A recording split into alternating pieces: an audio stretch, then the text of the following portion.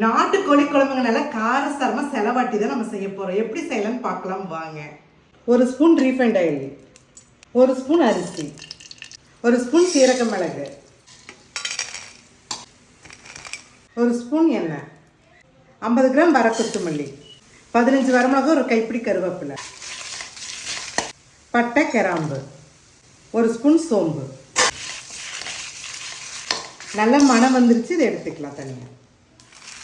1 spoon எண்ணெய், 100 gram சின்ன வெங்காயம், 2 தக்காளி பழம். வதக்கி வச்சது எல்லாத்தையும் தண்ணி ஊற்றி நல்லா நைஸாக அரைச்சி எடுத்துக்கலாங்க.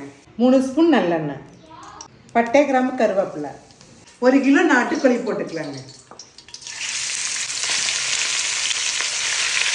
இஞ்சி பூண்டு பேஸ்ட் 2 ஸ்பூன்,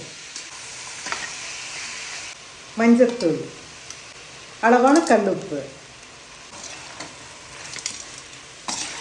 இந்த கல்லுப்பு, இஞ்சி பூண்டு, மஞ்சத்தூள் எல்லாம் போடுறப்ப நல்லா கறி நல்லா வதக்கி விட்டுருந்தா கறி நல்லா சுண்டணுங்க. நாட்டுக்கோழி நல்லா வதங்கிடுச்சுங்க. 1 லிட்டர் தண்ணி ஊற்றிக்கலாம்.